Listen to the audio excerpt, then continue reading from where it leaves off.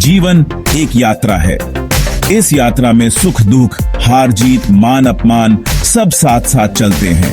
अपमान एक कटु सत्य है जो हमें समय समय पर घेरता है।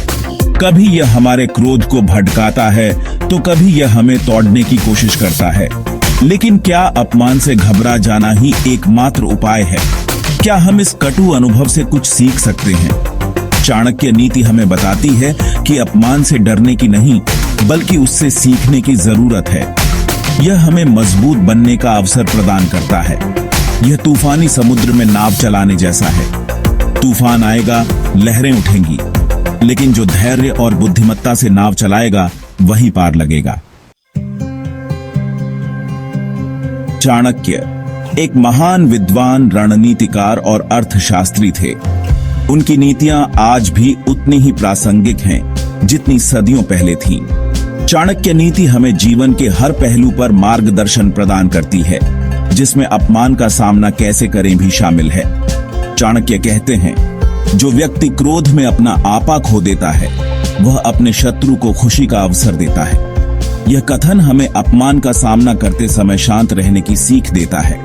क्रोध में लिया गया कोई भी फैसला विनाशकारी हो सकता है। अपमान का सामना करते समय धैर्य और बुद्धिमत्ता हमारे सबसे बड़े हथियार होते हैं। भगवान बुद्ध ने भी अपमान को शांति और करुणा से जीतने का संदेश दिया था।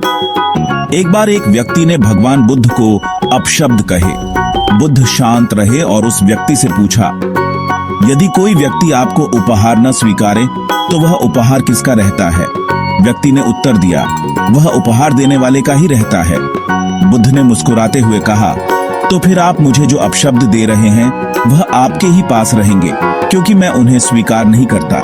यह कहानी हमें सिखाती है कि अपमान को अपने ऊपर हावी न होने दें। चाणक्य कहते हैं, क्रोध शत्रु है, शांति मित्र। अपमान का सामना करते समय क्रोध स्वाभाविक है, लेकिन क्रोध में कोई भी फैसला लेना उचित नहीं होता। क्रोध में हम गलत निर्णय ले सकते हैं, जिसका खामियाजा हमें बाद में भुगतना पड़ी सकता है। इसलिए अपमान का सामना करते समय शांत रहें, गहरी सांस लें, शांत मन से सोचें और फिर कोई फैसला लें। सेक्शन 5, स्वयं को शक्तिशाली बनाएं, ज्ञान, कर्म और आत्मविश्वास से। चाणक्य कहते हैं, अपने आप को शक्तिशाली बनाओ ताकि कोई आपको कमजोर न समझ सके। अपमान का सबसे अच्छा जवाब है स्वयं को शक्तिशाली बनाना।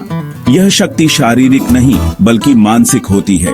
ज्ञान अर्जित करें, कर्मठ बने और अपने आत्मविश्वास को मजबूत करें। जब आप खुद पर विश्वास करेंगे तो दूसरों का अपमान आपको प्रभावित नहीं कर पाएगा। सेक्शन 6, सही समय सही कदम, रणनीति और धैर्य की महत्ता। चाणक्य नीति हमें सही समय पर सही कदम उठाने की सीख देती है।